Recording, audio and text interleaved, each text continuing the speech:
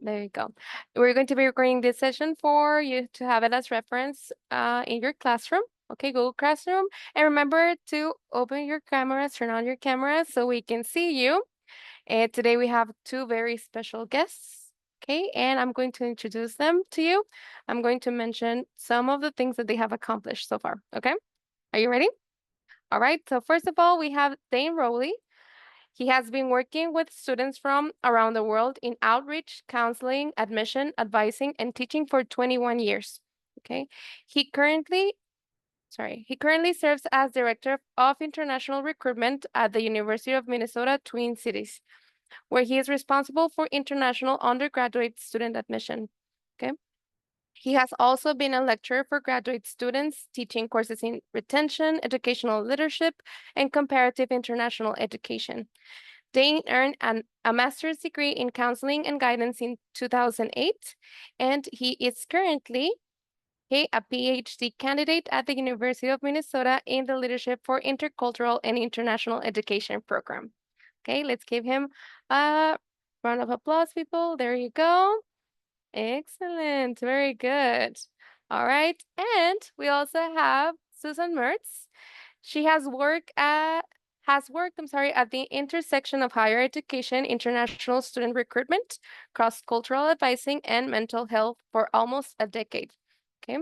She currently serves as Assistant Director of International Admissions at Purdue University, where she leads global recruitment initiatives, evaluates international credentials, and supports students and families throughout the admissions process.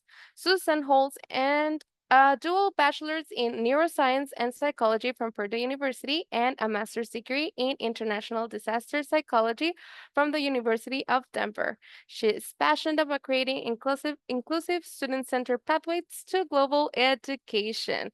All right, so these are two of our guests today, and well, Susan, Dane, the floor is yours.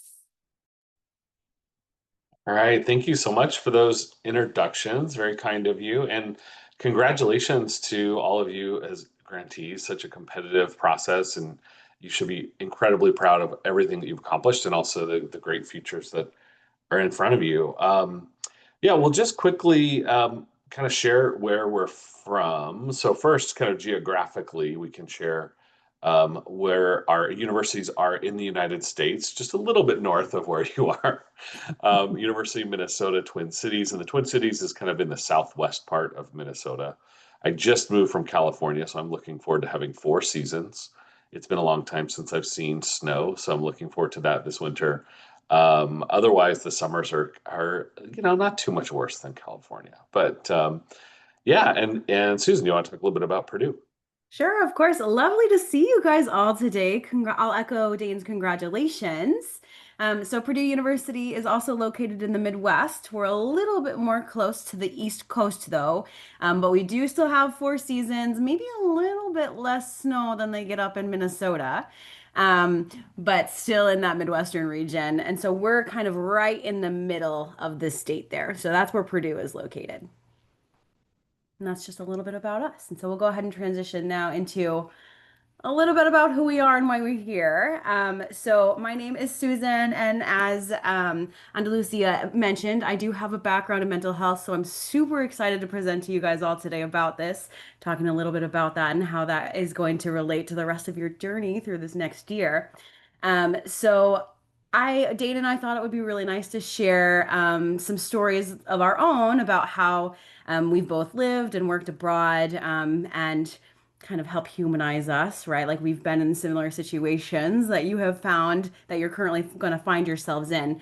And so this is a picture of me from when I used to work in Sri Lanka. And as you might imagine, that was a very large transition. It's very different from my life in the United States, and that was really the first time that I had ever worked in another country. And so everything from arranging where I was going to live to how to get on the public transportation in that country, to what I was going to eat every day, how I was going to cook my food. It was just a large transition. And so there's a lot of different things you have to think about, but I promise it's doable. I promise it's achievable. I had so much fun along the way. I learned a lot about myself as well. And so we're just going to talk a little bit about that today, but that's kind of a little bit about my own personal experience. I met a lot of really great friends that I still talk with today as well. And so I promise that at the end it's worth it.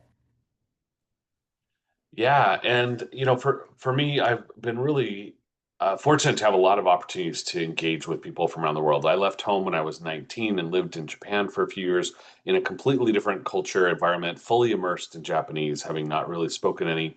And we're going to talk a little bit about things that we tell ourselves that are not very helpful or healthy. And boy, did I tell myself a lot of really negative things those first few months living in a different country. But then, as I worked through that and changing my mindset, it's opened up this world of possibilities where I've been able to travel around the world, including this really lovely monk that I met at a Buddhist temple in Myanmar. um, I don't like to go up to people in different countries and ask to take pictures with them. He approached me and said, "Hey, I really want to have a picture with you." And we just had a great conversation about life. And then to the left of that is me walking around with my two boys who are much older than they are in this picture, but kind of exploring some volcano areas in Hawaii. And so why I do what I do, it's about connecting students with the world and helping students, incredible students like you, find opportunities to expand your knowledge and to share your experience and your vast knowledge with us. It's also very personal. It's about me trying to also connect my sons to the world and try and set an example of how we can move forward to have more collaboration, less fighting, more openness, less borders, and ways to do that. So that's why we're here. We're here to connect with you. And with that, we want to hear more about you. So let's hear a little bit more about who's in the room. So we have this interactive platform. You can see how to join it up in the top. You can join on your laptops, or if you have a cell phone, you can do that as well. It might be a little bit easier on your laptops, but as long as you use the code that you see here, you can join and then answer the question. So we'll give you a couple minutes. The first question can be a little bit tricky to kind of figure out there, but feel free to join in. Perfect. You've already figured it out. I love technology. It's great. Perfect. We'll give you a couple more seconds here. I see we have a lot of grad students. That's fantastic. And if you ever have any questions for us, or if you have any questions about anything that we cover, or if you're having any difficulties with the Pull Everywhere platform, please feel free to put that in the chat, and we can help you out that way as well. Okay. Okay. Oh, we've reached equal.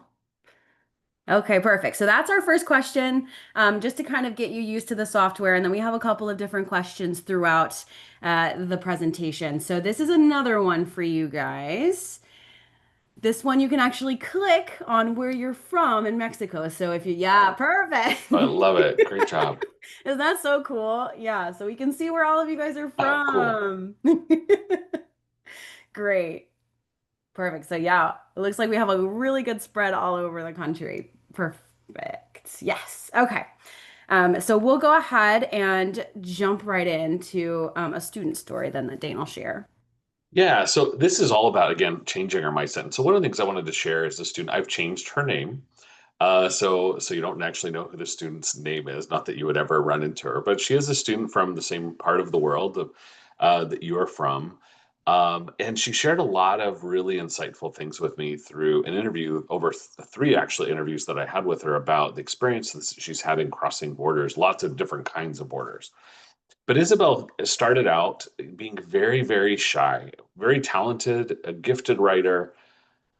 But throughout high school, partly because of the city that she was from and worries about safety, she kind of had a bit of a sheltered life. And often it was her mom that was telling her, "Oh, Isabel, you need to go to this party. You need to go hang out here." And she would share about how she would make up excuses of doctor appointments or other things on Fridays, always on Fridays, so that she wouldn't have to go to those parties after school. And that kind of fear and sometimes that uneasiness about social situations carried her into her first year or so at university in the US. And she left her home country, came to the US, but she continued to find that same mindset of like, oh, it's not safe. oh, what if I say the wrong thing? Or what if these American students don't understand my accent? Or what if I don't find that? And it kept her from being able to really move forward in any kind of social way. Academically, she did fine. But she found that some of the only friends that she had made were maybe people that worked in the cafeteria at that university that also spoke Spanish. She wasn't necessarily finding those connections. It wasn't until she actually decided to take another leap and she decided to go to another place, actually study in Italy for a semester, that she met a friend who told her a phrase, and you may have heard this before, but told her a phrase that kind of changed her life, that helped her reframe those moments of, I can't do this, I'm not strong enough, I'm too anxious, I'm too nervous about safety. But the friend would always say, do it for the plot. Um, because what Isabel would say is, what if I get hurt, or what if somebody mugs me on my way home, or what if this happens, or what if I say something stupid? And this friend, in saying do it for the plot, was helping Isabel reframe that to say, okay, so what? That'll be a great story. And again, kind of leaning into Isabel's major as a writer, somebody who loved to tell stories, that clicked. And so she started to realize no matter what the outcome is, it's going to be a good story. Even if I fall flat on my face, I'm going to be able to use that as a writer to be able to tell a more compelling story. So just that one simple kind of tip from a friend that she made as she kind of extended herself really started to shift that perspective. She went back to the US to finish the rest of her degree and had a very different experience. It said yes a lot more and told herself no a lot less. Wasn't perfect. She still had struggles, but do it for the story is something that really, and do it for the plot is something that really has helped her move forward and kind of reframe those perspectives. So with that, if you want to go to the next slide, we're just to give you kind of a sneak peek of some of the things we're going to talk about. We'll talk about what is a fixed mindset versus a growth mindset, awareness of your inner saboteur, and we'll talk about what that means, or you may have heard imposter syndrome, looking at how we can kind of reframe for resilience. And we want to make sure this is practical. And in addition to having some really engaging moments where you can share your thoughts and ideas, we also want to leave you some really practical tools, tips, resources to be able to reframe and cultivate resilience as you work through this next year in this amazing cohort to get ready for launching off into the future. So, with that, we'll jump in and talk a little bit about what a mindset is. You guys have probably heard this word before, but I'm going to give you a definition just to make sure we're all staying on the same page. So, a mindset really is your personal set of beliefs, and they really do shape how you make sense of the world around you. Um, Another similar word can be worldview or even your outlook on life. All of those are basically the same thing. And so, your mindset really shapes how you behave, how you react to difficulties that you might encounter, and how much you might be willing to grow. And so, really, it's a culmination or a summary of all of the knowledge and experiences that you've had in life. So that's really what a mindset is. So, looking specifically at the types of mindsets we're going to talk about today, there's a lot of different types of mindsets, and it really depends kind of on the type of psychology that you follow. But today we're going to talk about fixed versus growth mindset, which really come from the research of the psychologist Carol Dweck. And we're talking about these specifically because they're really, really applicable to people who are going through transitions, people who might be experiencing stressful situations, who might have big changes coming up, if that resonates for any of you, right? And so that's why these are so important. And so we're going to jump into another question, but I really want you to think about what might these mindsets really look like. So we have another question here for you. What do you think, before we tell you, what do you think a fixed versus growth mindset is?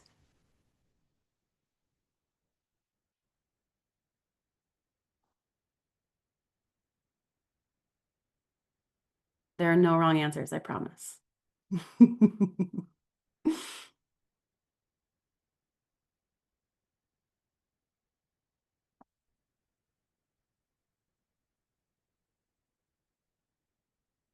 You can put it in the chat as well if Dane will monitor the chat.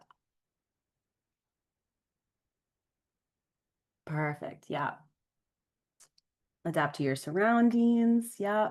Improving yourself, growth. Mm-hmm. Great. Growth, challenges, flexibility, non-adaptive. Great. Being vulnerable. That's a good one. I really like that one, guys.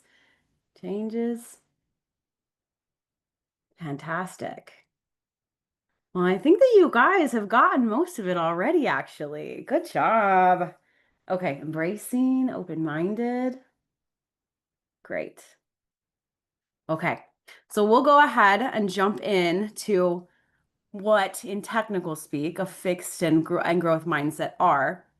So, these are kind of the established what a fixed and growth mindset are. So, for a fixed mindset, people with a fixed mindset believe often that their abilities and their intelligence are set, right? They think, I'm just not good at math, or they think things like, I'll never be confident at speaking English, or if I fail, I'm not smart. And so, in this fixed mindset, mistakes often feel like proof that you're not good enough. And so, you might avoid difficult tasks, you might give up quickly, you might not ask questions, you might be afraid to look foolish. So a lot of different things like that. Um, and then in a growth mindset is basically the opposite, right? It's the belief that you can improve with practice and with effort and with time, right? A lot of times it can take a lot of time and effort to really improve yourself. You might not be good at something yet, but you can get better. Improvements are possible. You might say things in a growth mindset. You might say things like, I don't understand this yet, but I can figure it out. Or this is hard, but I'm going to learn something. Or mistakes help me grow. That's a really important one, right? Mistakes help me grow. And so, something I always like to point out to everyone, especially when we're talking about mindsets, is that no one mindset is better or worse than another, right? Every mindset has their own important moment in time. Okay. We will encourage you to have a growth mindset for learning, for development, for cultural exchange, right? So when you're having those experiences, it's really important to have a growth mindset. But that doesn't mean that a fixed mindset is a bad thing in certain situations, right? And so I find that like when I think about aging, for example, like keep everyone is going to age, I can't change it. And that's a fixed mindset, right? And so accepting that is fine. Or things really working around things I can't change. Like I'm a very short person and I can't change that. That's a fixed mindset, and that's okay. And so it's also about understanding when a growth mindset is a good thing and when a fixed mindset might be a good thing. But I'm going to tell you right now, for studying abroad, for coming to the United States, for entering a new university, a growth mindset is what's going to help you succeed. Okay, so we're going to focus a lot on developing that growth mindset today. So I have another question for you guys. What are some examples of fixed growth mindset, right? So those unchangeable things, those things that you might doubt yourself about. What are some of those thoughts that you might currently have about studying abroad? We're going to do a lot of self-reflection on this.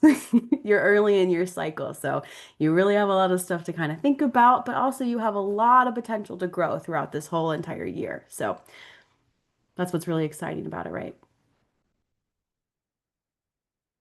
It's difficult. It is difficult to study abroad, but it's worth it. Huh? Great. It's expensive. That's another one. Good. It is expensive. It's exclusive. Oh, interesting. Being willing to adapt to a new culture, not being able to find a community.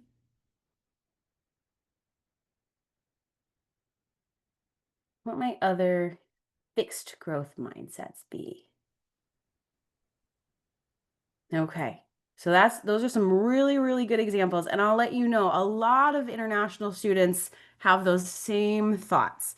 They have, I've heard a lot of those from similar international students. And so now we're going to think a little bit about how might we change that thought to a growth mindset. So it's expensive. I'm not going to find my community. It's going to be hard. How might we change that into a growth mindset, right? There's one in the chat that was really interesting. I can't do it Mm. because I failed previously, which that sounds pretty familiar. I did not Mm. write that, but that sounds like something I would. Like you've somehow proven to yourself that you can because in one instance, maybe it didn't work Hmm. out. Super Yeah, important. I failed at this already. Why try again? Mm. Right? Yeah, yep. Embrace differences. Positivity. Exactly. Exactly. Talking to people who've experienced this before. I love that. Yeah. Especially other people who have accomplished this to see everyone's road, everyone's journey is a little bit different, right? But really reaching out to other people who have accomplished where you want to be, that's a great idea. Being different is good. I love that. Yes, embrace your differences. That's what makes you special. 100%. Keep learning and practicing. That's my favorite one. That's my favorite one. Keep learning and practicing. That's what education is about, right? Keep learning, practicing, growing. Be open to ask for and receive help when needed. I'm going to be honest with you guys. That's the one that I struggle with the most. Oh, that one's really hard, right? But being open and making sure that you're asking for help when you need it. Learn from other people. Don't be afraid of failure. Good one. Learn from the opportunity. See, you guys got it. You guys know. Perfect. Okay, good. Embrace mistakes. Yes. Perfect. Okay, so it looks like we're on the right track here. So overall, just a couple of things I really want to say about why mindset matters, right? Like we've talked about this a little bit now, but I really want to hit home. Why is this such an important topic? So a growth mindset really does foster the belief that abilities can be developed and that through dedication and hard work, um, you can really increase your motivation and your willingness to embrace challenges, right? And then individuals with a growth mindset can view challenges as opportunities and they learn and grow and it really does make them more resilient. We'll talk about resilience a little bit later, but it really does help you overall in your entire kind of well-being as well. And so mindset is important because it influences how we perceive ourselves. Remember, it's kind of how we view everything around us as well as ourselves. And so it can affect everything from our communication to our empathy, how we interact with other people. And it really affects as well our ability to build relationships. And so, for example, when you have a fixed mindset in relationships, that can really lead to the belief that compatibility is fixed, that you're not going to find other people that you'll mesh well with, versus when you're in a growth mindset, in relationships, especially with other people, you can really see that relationships can be nurtured through growth and through effort and through communication, right? And so that's really how we build understanding with other people. And then also, I always like to point out that mindset does play a really, really crucial role in stress management. Okay, so if you're in that fixed kind of mindset, you might say, I'm just stuck here. I'm so stressed. I can't get out of it. Versus when you're in that growth mindset, you can say, I'm stressed now, but there are things I can do about it, right? I can do all of these things to overcome that. And so that's super important as you guys kind of experience some of those stressful moments. It's only for a moment in time. There are things that you can do. It's also important for self-esteem and overall mental health. And so a growth mindset really can lead to greater self-acceptance, to less anxiety about things, and an overall more positive outlook on life. And so to kind of overall summarize this portion, when you are studying abroad, you are taking on a big new challenge, right? I think we all understand that, and that you are going to face obstacles. They're kind of unavoidable. You're gonna feel unsure, and that's completely normal, right? That's completely normal. What really matters is how you respond to those moments. That's what makes the big difference. And so, a fixed mindset really does hold you back in those moments, while a growth mindset will help propel you forward. And so, when you're unsure, you can always ask yourself, which mindset am I using right now? Or what would a growth mindset do in this situation? So that's some good questions that you can kind of reflect on in yourself. So I, we'll go ahead and hand it on over to Dane, who will now chat a little bit about that inner monologue in your head. Yeah. So you may have heard of imposter syndrome. That's something that you might have thought about, and maybe a negative tape that runs in your head, or that inner monologue or inner dialogue that runs. I like to call it my inner saboteur. And when we think of sabotage, it's that almost sometimes willful act to derail you. It's somebody is putting that stick in your tire so that you crash in your bike. Well, sometimes that's ourselves. When we think about growth mindset, when we think about challenges are going to come. We're going to have maybe a difficult professor. We're going to have a roommate that we might not get along with. We might have a breakup with a significant other. Our families might encounter financial difficulties while we're studying. There's so many things that are outside of our control. And yet at the same time, if you're anything like me, you also have this voice in your head that's coming from within that's also trying to derail you and keep you from your goals. Um, so this idea is it's this voice in your head that says less than encouraging things. Sometimes it can be really harmful things. So what I want you to think about for a moment, and if you want, you can share it in the chat, but it's totally up to you. But I want you to think about that, whatever that voice in your head is. What is that internal dialogue? Um, what are the types of things that it says? Now, you could be an amazingly positive person. You already have an incredibly healthy growth mindset, and you're constantly already telling yourself encouraging things. Or maybe it's a mixture. Maybe there's some voices that are saying some not great things, not encouraging things. Where does it come from? Um, we'll get there in a minute. I also want you to think about where is it internal or is it external or both? Now, you may have people, including your incredible advisors and counselors with Education USA, that are encouraging you, that are external voices of support. Some of us also might have siblings. I have three older brothers who are not always the most encouraging people in the world. I made sure that with my little sisters, I was much more positive and inspiring for them.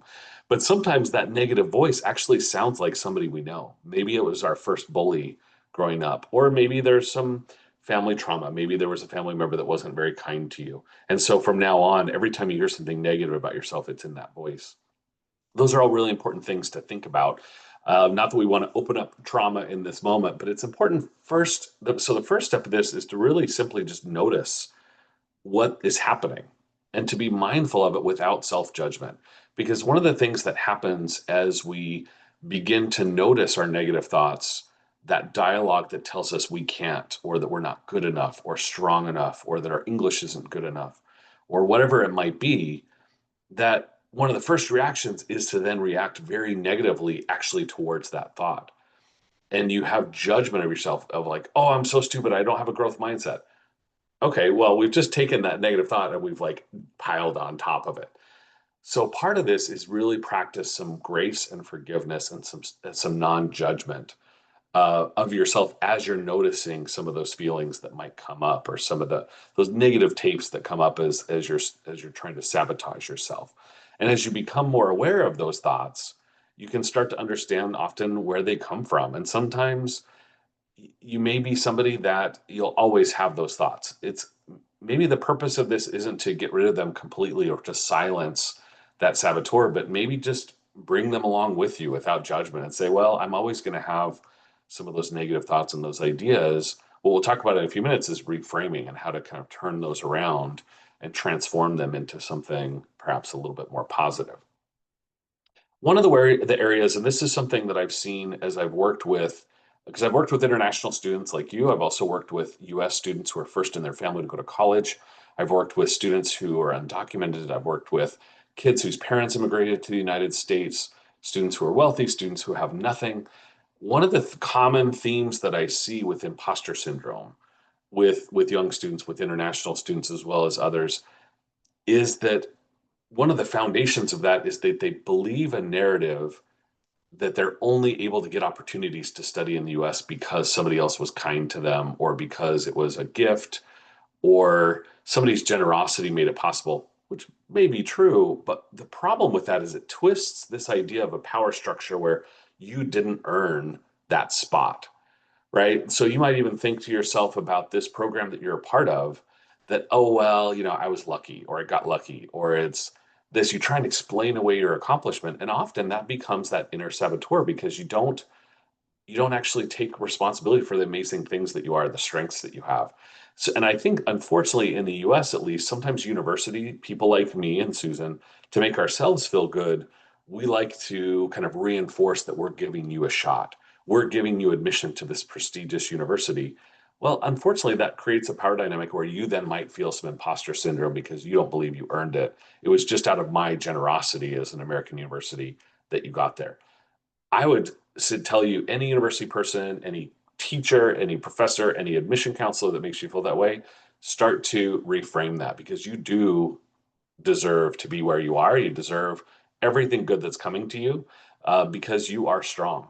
And with that, I wanted to kind of introduce this model that came about through a professor in Southern California who was looking at first generation students, particularly Latino first generation students at public universities in California, the Cal State system, Dr. Terrayoso. And she looked at this idea of whose culture has capital. Historically, in the United States, people that look like me, white dudes, had cultural wealth. Maybe their parents went to college, and so they had a history of that. Maybe grandparents, great grandparents, and particularly men, had access to education. So that cultural capital was passed down. Well, what Yoso realized was that the very people that were made to feel less than actually had lots of really cool forms of community cultural wealth. So as you look around this circle, I hope you can see yourself in some of these things. So one of the things I see with international students is navigational capital. Who better to have the strength of maneuvering in and through institutions because you're crossing borders to accomplish your goals. We should celebrate folks that cross those borders because just the act of crossing that boundary, my kids play a lot of video games, and when I think about like getting their experience points or they're leveling up through accomplishing a feat, in some ways by just crossing a border and having this experience, you're leveling up. You're going to find new talents and strengths that are activated within you that you never actually imagined that you had. That's a form of navigational capital, and through learning that about yourself, you'll also find that the same skills that are getting you through this learning process with Education USA could also be applied to navigating the bureaucracy of a university, of seeking out help. There's familial capital. You have networks of family that are there to support you and give you encouragement.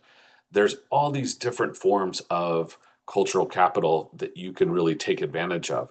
And and the reason I'm sharing all this, it's a little bit academic, but it's really about finding the things that often society, in particular in the dialogue in the United States right now, that we are maybe not celebrating communities that actually have the exact talents that we need the most to accomplish our goals and to solve really difficult problems, whether it's about climate change or poverty or inequities facing the LGBTQ community. All these things, we actually need the cultural wealth that students from around the world bring with them to do that. And so one example that I'll give you as we move to the next slide is linguistic capital. So there's this idea, and this is a listing of some things that we've heard that I hear from international students, but one of the most predominant one is my English isn't good enough, or I have a thick accent and the students won't understand me, professors won't understand me. Now, it is true that some people in the US are not always great at tuning their ear to people that speak English as a second language. But if you think about this idea of linguistic capital, you actually have a superpower. To be able to weave in and out of two different languages and code switch is actually a really incredible strength. I had one student tell me, who was a pre-med student, he realized that he was really good as a tutor in chemistry because he realized that not only had he learned chemistry in Vietnamese, he now was double learning it in English. And so learning the same subject matter in two different languages actually gave him a different perspective, and he became a really good tutor of other students. And so he was hired as a lab assistant for his chemistry professor in his third year because he understood the subject so deeply, having had to learn it in two different languages. So instead of seeing himself as weak because he spoke English as a second language, it was, no, I speak multiple languages. I am multilingual and can navigate those different spaces and those different languages. So here's a few other things that we've heard. Again, we hear this pretty commonly from students, international students. I'll look foolish if I ask questions. Some of these you kind of shared in your examples of kind of fixed mindset. I'll never make friends or fit in. I'm alone here. If I fail, I can't fail. If I do, my family will, dot, dot, dot. Sometimes that's my family will tell me I have to come home, or my family will be disappointed, or my entire, network of aunties and uncles are going to be disappointed because their hopes are on me. We do put a lot of pressure on ourselves when we're kind of going across these borders. The last one is something we hear a lot of: they have more than I do. Now, what that more is might depend. It might be, oh, everybody around me has more money than I do, or everybody around me has AP and IB curriculum and I don't. Um, Everybody around me, fill in the blank. No, these are stories we tell ourselves, and often are really not true. Um, so what we want you to think about, and at this point, if you want to share in the chat, what are some ideas of ways that you could maybe counter some of those thoughts and some of those limiting beliefs that maybe some of the students that have come before you have shared? Or if you want to unmute and share some of them, that's fine too. But if you want to think about what are maybe some things that you could tell yourself or tell other people that are going to be a little bit more affirming, that would counter some of these things. Any thoughts?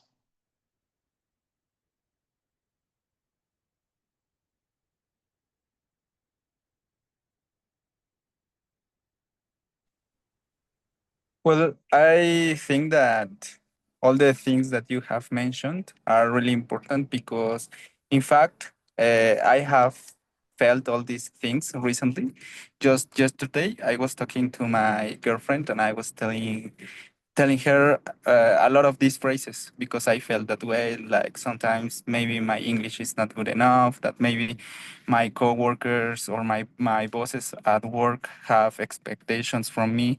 So I think that it is good to hear all these things and also to learn about how to change our mindset because it's difficult to deal with all these alone. And sometimes maybe by any reason we cannot really see that we are feeling things that others are also feeling. So it is good to like um, take a different perspective from things. Yeah, thank you for sharing that. And you're not alone. I think when I look at some of the people I admire most, once I get to know them a little bit more, I realize they have the same self-doubt that I do. And it's always surprising. It's like, wait, I thought you would never be the kind of person that would self-doubt. But as more we share about those things, the more we know that. Yeah, Marlon, you have a hand up. Thank you so much for the information. Thing that I want to share because I totally agree with you with these points.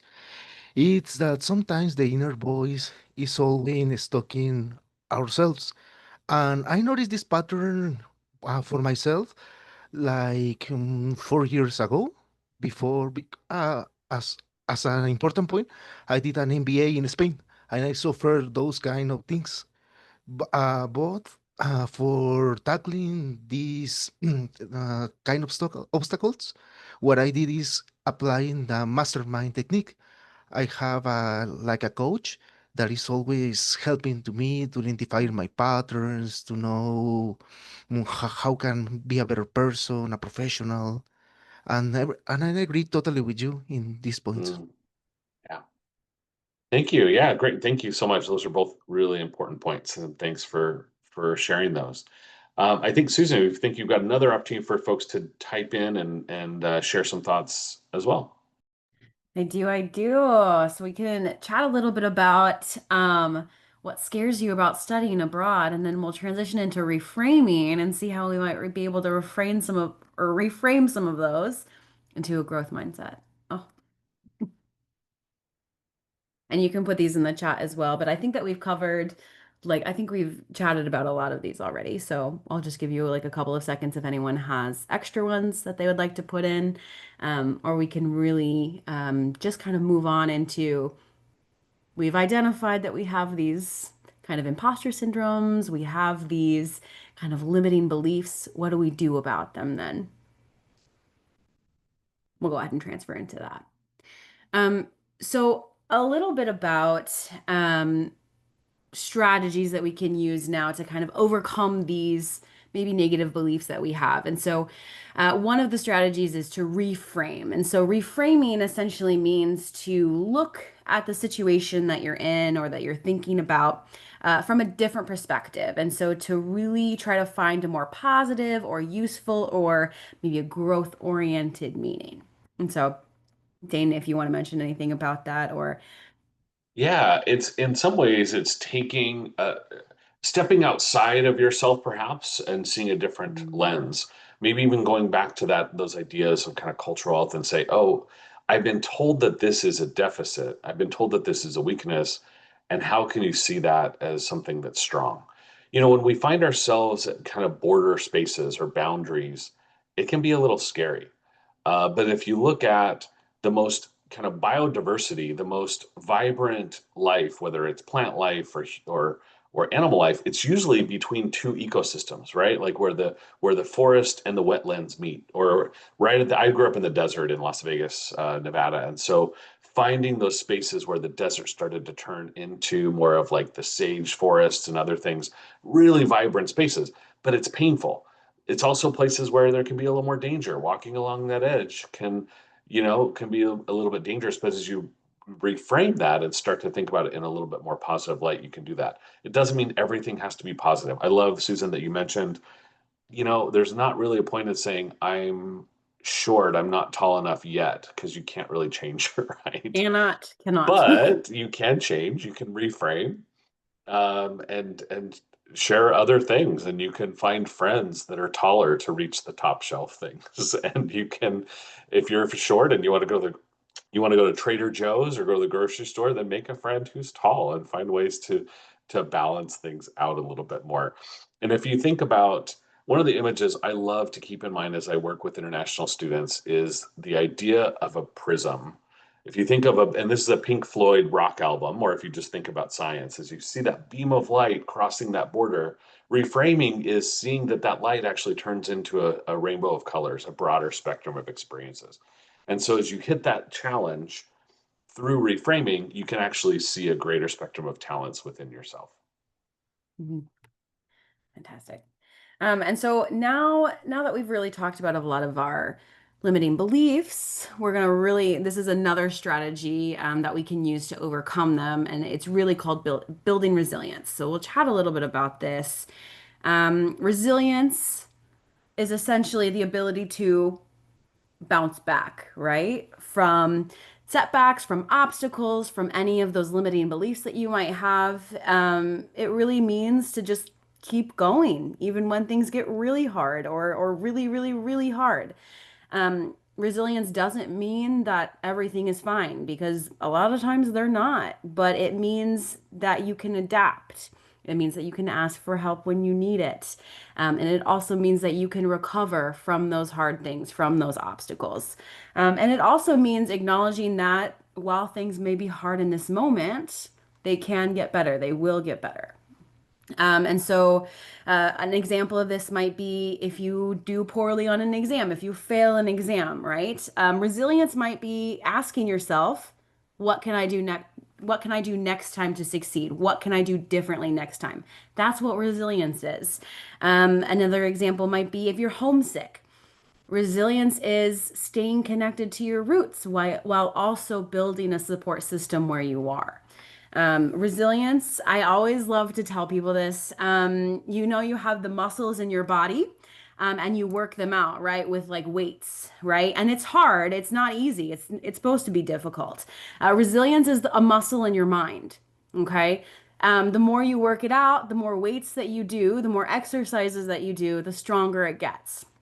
And so I always like to kind of compare those two things because people often think, well, I just don't have resilience and I can't build it. No, it's a muscle and you have to work it out. So just a couple of things to connect a growth mindset and resilience. So a growth mindset is what helps you stay curious instead of being defeated. When a growth mindset means that you know that you can learn and you can grow and you can bounce back from those challenges. Um, it's really the shield that you can use, like the picture, that you can use to really prevent kind of some of those deeper, like imposter syndrome, some of those more kind of sinister, limiting beliefs that you might have, like, I can't do this. Resilience and a growth mindset are really the shield that helps protect you from those things. And so, an example, when you say, like, oh, I'm not smart enough, a growth mindset says, it's hard. I know that, but I can get help. I can try new strategies. I can improve. And resilience, right, is a muscle. So the more you keep trying, the better you become at that, the more resilient you become. So we're going to One try. of the things, Oh, go ahead. oh yeah, No, one no, go thing I'll ahead. add, one of the barriers to resilience and a growth mindset is actually the ways that we have tricked ourselves into thinking what self-care might be and what it might Mhm. not be. So Mhm. often we're kind of programmed with how fast things move with the games, the apps, the social media, the eternal scroll on our phones, the constant outrage that we see in social media. One of the tricks with that is that it actually isn't self-care to distract ourselves from reality. Or when you're starting to feel that pressure, and this happens to me, like if I have a work project that's really taking a lot of focus, sometimes I get into this trap of saying, "Oh, if I just take a break and do this, then I'll come back." Well, then an hour later, I still don't have the focus. So one of the things that you can work on with a growth mindset is to stay in the discomfort and to see yourself through it. Stay present. Notice that happening, and don't try and escape through that app, through that social media. Now, some things like taking off your shoes and socks and grounding your feet in the soil, that's not running away. That actually is a way to maybe increase that growth mindset. But opening your phone and playing that game that's really addictive might actually keep you from building that growth mindset because it doesn't exercise that muscle. If anything, it's an escape hatch to keep yourself from having to work that muscle. Exactly. So we're going to move now into some kind of concrete strategies that you can use, some tools, some different resources that you can really use to help reframe some of those thoughts, to really build a growth mindset and also to exercise that resilience muscle. So we are going to transition into another question first. So thinking about what you might already be doing to build resilience. What might you guys already be doing before we give you all of these suggestions, right? I know that you guys already are building resilience in some ways, right? You're all smart. You're all very capable students. So what are you already doing that might be building resilience within yourself? You can put that in the chat or in the app as well.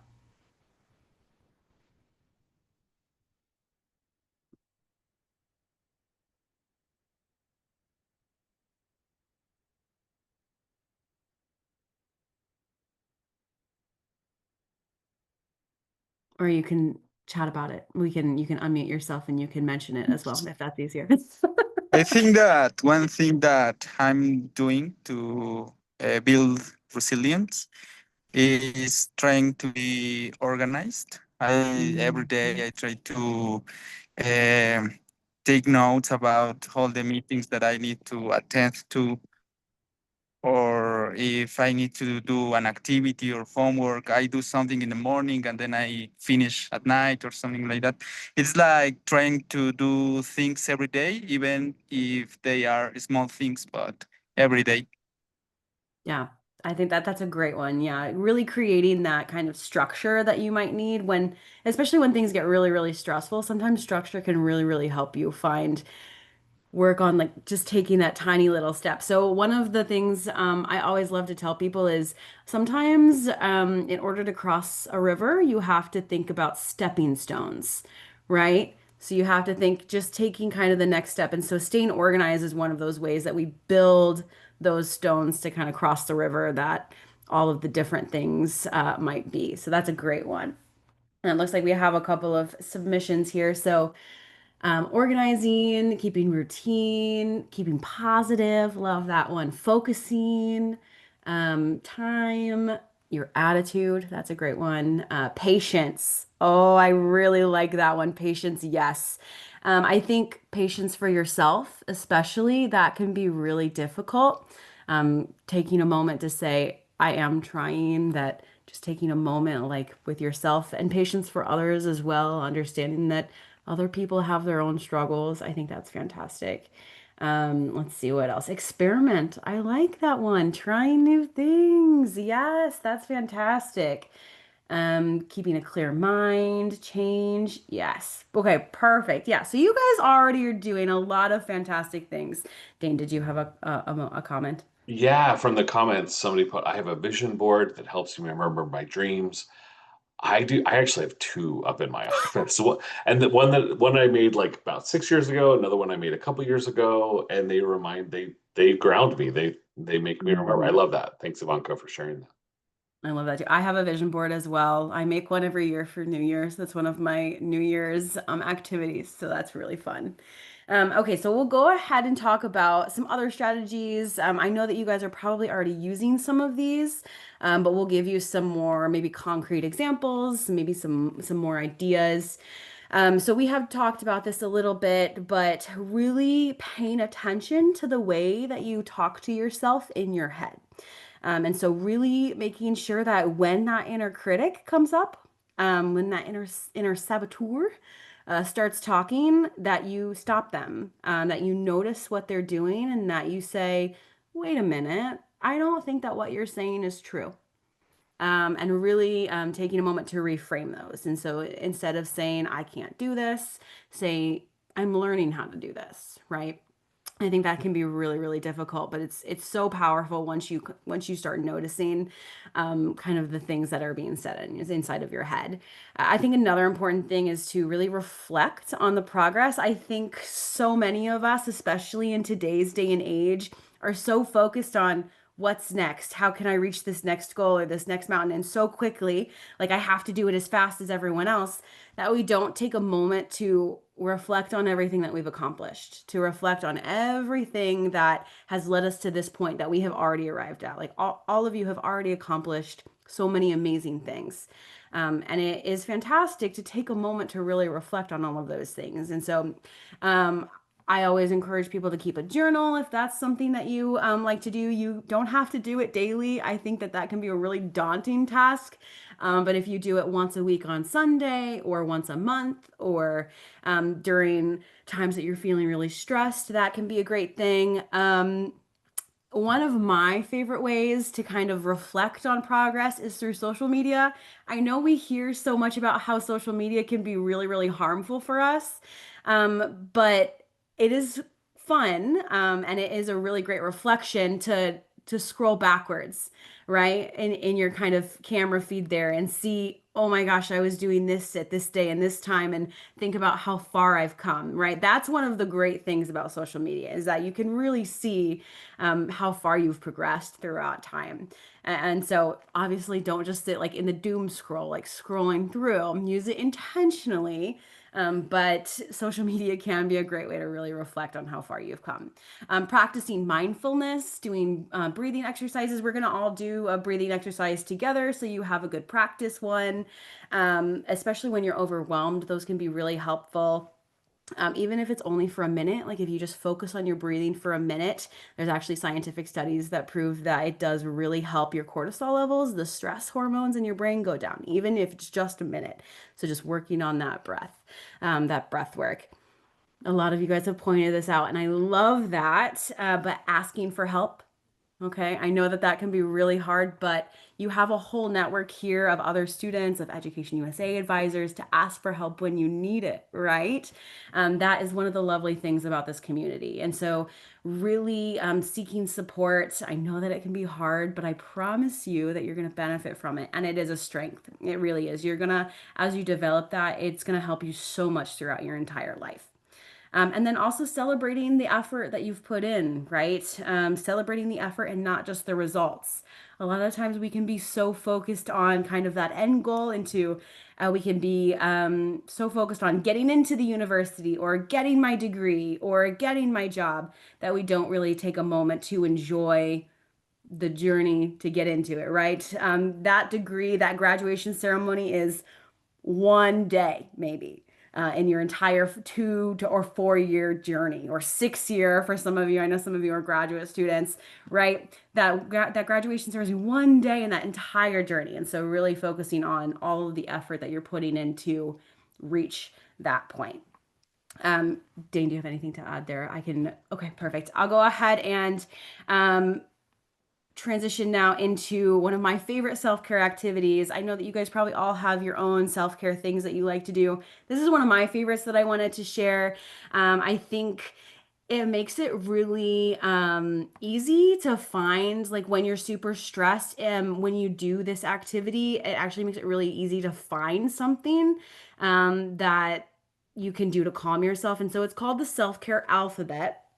And essentially, what you do is you sit down and you come up with one activity for every letter of the alphabet that you find calming.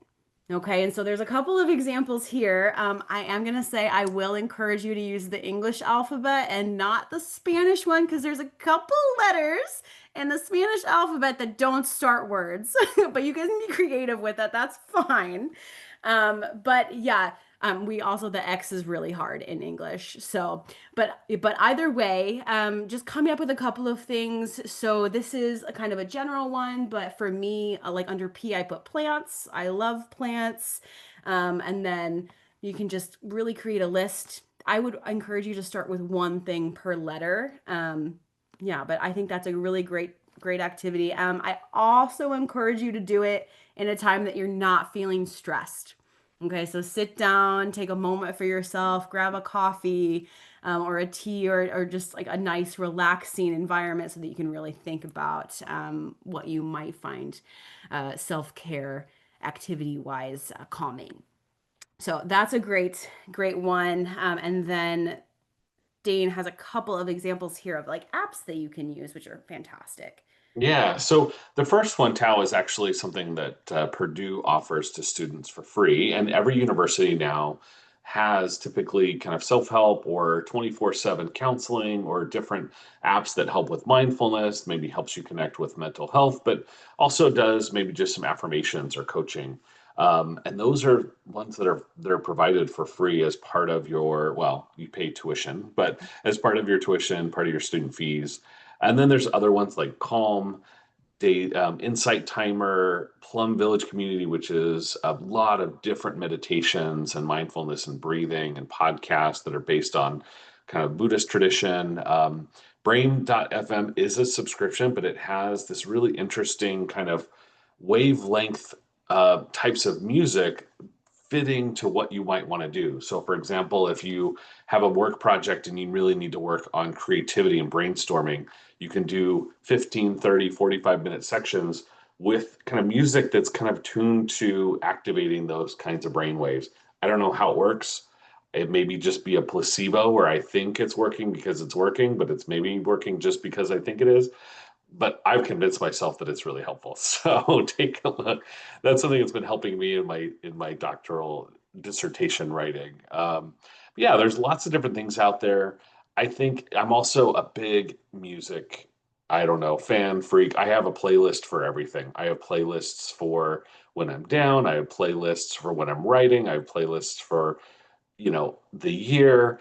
If music is a thing, I really encourage you to start making like this maybe college transition playlist. What are music kind of samples that can kind of help you keep that energy, that motivation, that positivity up? Whatever it is for you, whatever your particular kind of combination of interests and talents might be, find that and really accentuate your strengths.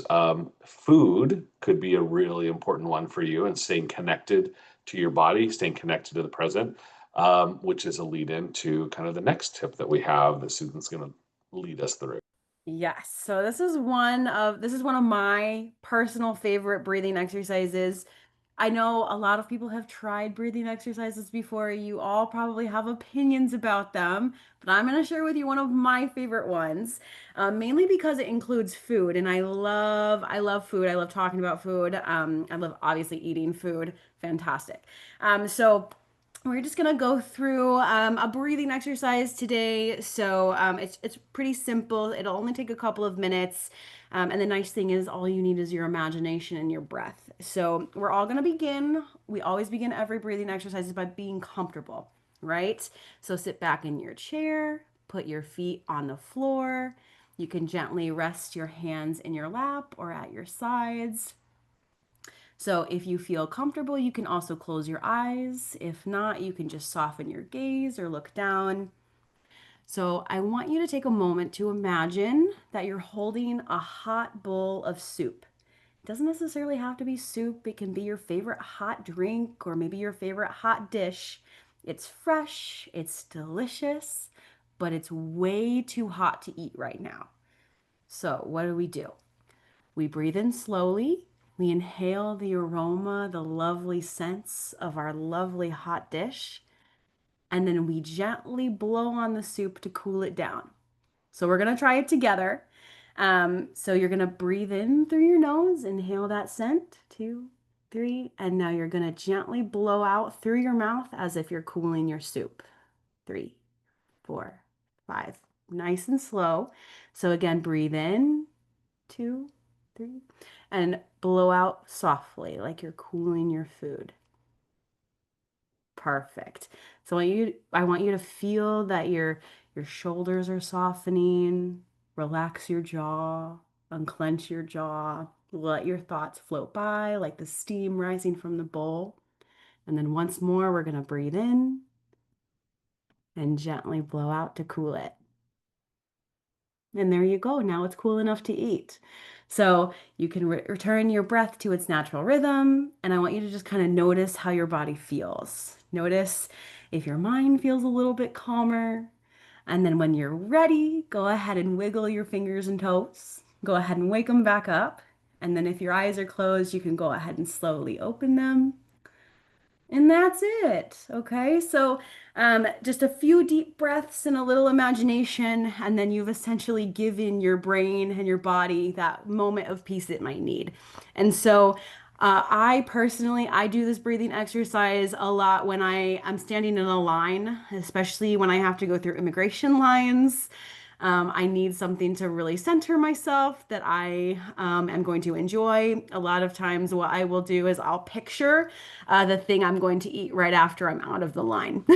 So I'm inhaling it and then blowing and cooling it, and then I get excited to get out of the line. So, yeah, that's one of my favorite breathing exercises because it incorporates a lot of my favorite things in life. And then this is actually a picture. This is of chicken and dumplings. It's not my mom's, but it is my favorite soup personally, so that's why I included it. But that is just one thing about me for you guys. And then we have one of the other things that I mentioned previously was journal prompts. So just like breathing exercises, you kind of choose what works for you. So if you like to journal, here are some great prompts. Feel free to take a picture or this will be recorded. But just focusing on kind of what you might be feeling in the moment. These are some good journal prompts, kind of depending on where you might be in your journey or what you might be feeling. I like to do a lot of like the emotional check-ins, especially when I'm feeling really stressed, like contemplating what I might need today. Do I need to just sleep or do I need to connect with other people? Do I need to drink more water or eat more food? Have I eaten 3 meals today, right?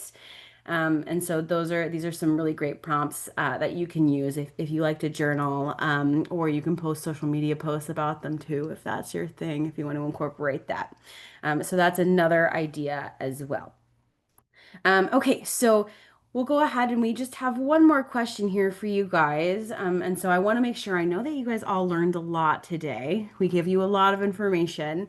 So what was your main takeaway from the day? And feel free to, you guys can unmute yourselves or put it in the chat or put it in the app, either way. But kind of what is the main thing that you want to take away from today? In my case, I wanna share you is that you remember that I need to go to my past and sometimes to review where my wrong ideas come from. That's Mhm. a reminder for today. Yeah. I like that. And for Resilient. me, I think that what I want to use is the phrases that you mentioned to show to change my mindset to a growth mindset. Good. Fantastic. I think that'll really serve you really well as you kind of transition throughout this next year, throughout this whole program. Mindset awareness, building resilience. Fantastic. Yes, building that muscle. I know, working it out every week. Hopefully not, maybe not every day, but at least every week. Great. Yeah, staying in the discomfort. Fantastic. Not avoiding it.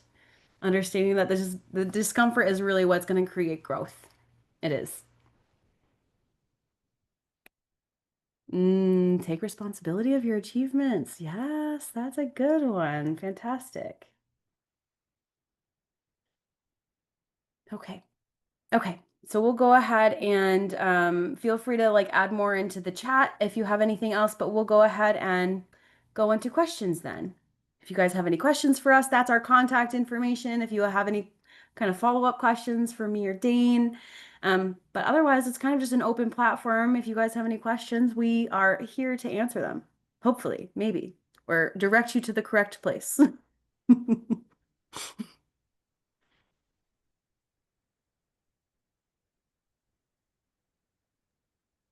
Anyone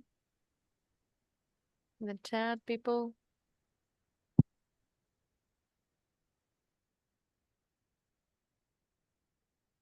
Yeah, you shared some great things, and I love the soup meditation. I've never done that one before. I'm a little hungry now, but also, wow, that's all the imagination that we can use with that. But yeah, other questions or things that maybe you were hoping we would talk about. Um, yeah, you've already shared a lot, so we really appreciate that. Yeah, we're here as long as you want us to be.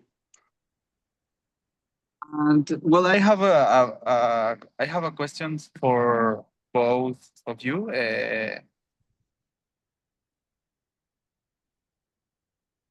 Oh, I think you muted yourself. He muted himself. Sorry. I have a question for both of you, Susan and Dane.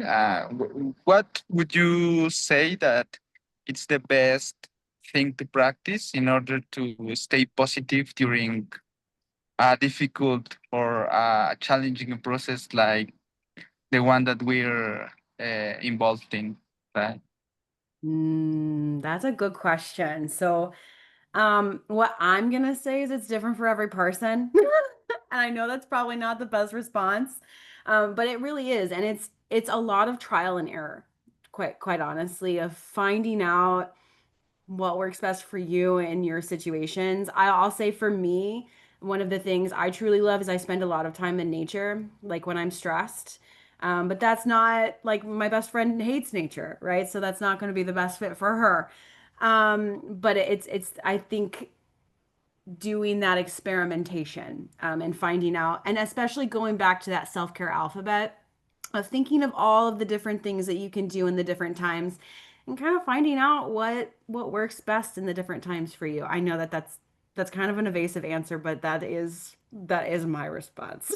Yeah, I think that it is a good response because you're right. Maybe it's different for everyone, and I need to find the one that works for me. And it is nice that you gave us the alphabet to start trying, and maybe I can find a good option. Yeah. I think Thank you. also taking time to enjoy the journey. I think that's one thing, especially for students like applying to university, taking a breath, taking a moment to really enjoy. Like I understand you have that goal, but taking a moment to recognize you are in that journey, and there's a lot of really fun things that you're going to be doing in that. And recognizing that, I think that's especially like with this specific cohort, I think that'll be really important. Yeah, Thank you. a couple of thoughts. I think I can be really stubborn with myself in a way that I'll find something that really works for a time, and then I almost build up a resistance to that working. So for example, maybe for a while, a certain meditation is going to help, but then it kind of isn't as much. And then I need to switch it up and then I need to go for a walk or there's times where I kind of have to wake myself up again over and over, and I keep thinking like, okay, when am I going to be more consistent? But some of that self-talk is also negative, and that's okay. We can adapt, and it's one of the reasons I really like the alphabet activity too, because then if we find that we're getting stuck in one thing that maybe isn't helping us quite as much as it was before, we can switch it up. And our brains like to make new connections, and we definitely get a nice endorphin kind of jolt sometimes when we form new connections. So both in terms of our own, neural pathways, but also making connections with other people. So that's another thing, finding kind of social connections with people that are on the journey with you, talking about your struggles openly. I think community is so, so important. And one of the things that's been hard, even since the pandemic, is that our tendency to go inwards and not to form community in real life. So the IRL community is so, so important. I know you're scattered throughout Mexico in this group, but I know that in your real lives, you also have some networks of support. So I would say, find connection, but also kind of mix it up a little bit. Okay, thank you. Thank you very much.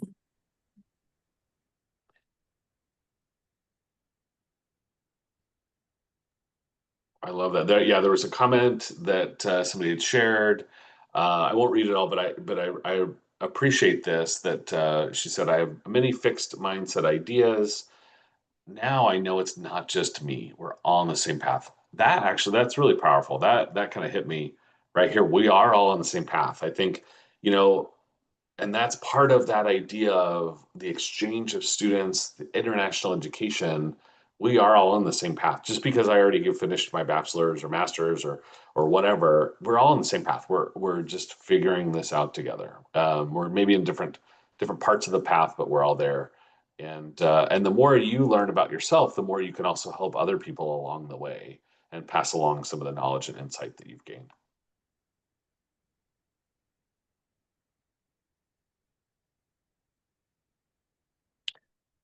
Couple more thoughts in the chats. If folks want to open those chats, some really great ideas, phrases that bring calmness in hard times.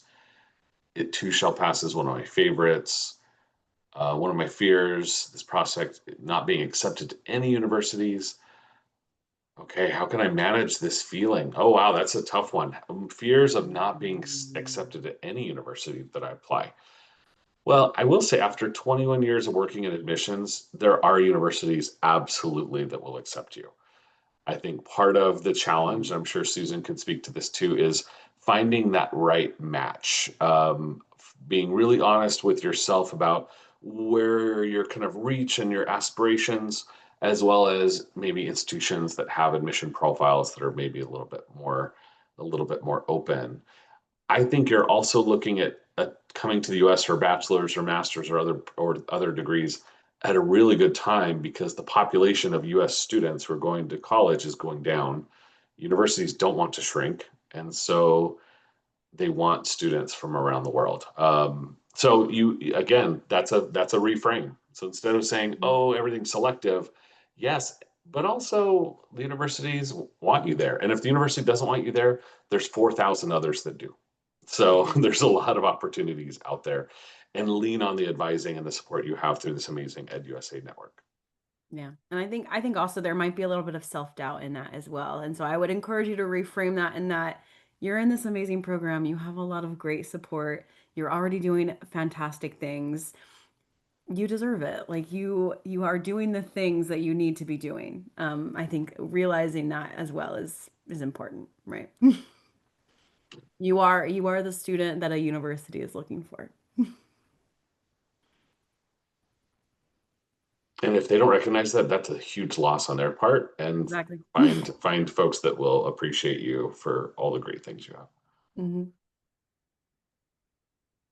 Right.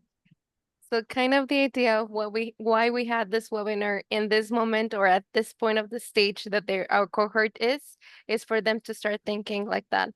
Because they're about to start their journey around November, that they're going to start applying for universities. So they need to start thinking in their growth mindset so they can find the school, the university that will want them. and of Mhm. course, all the things that come in this process.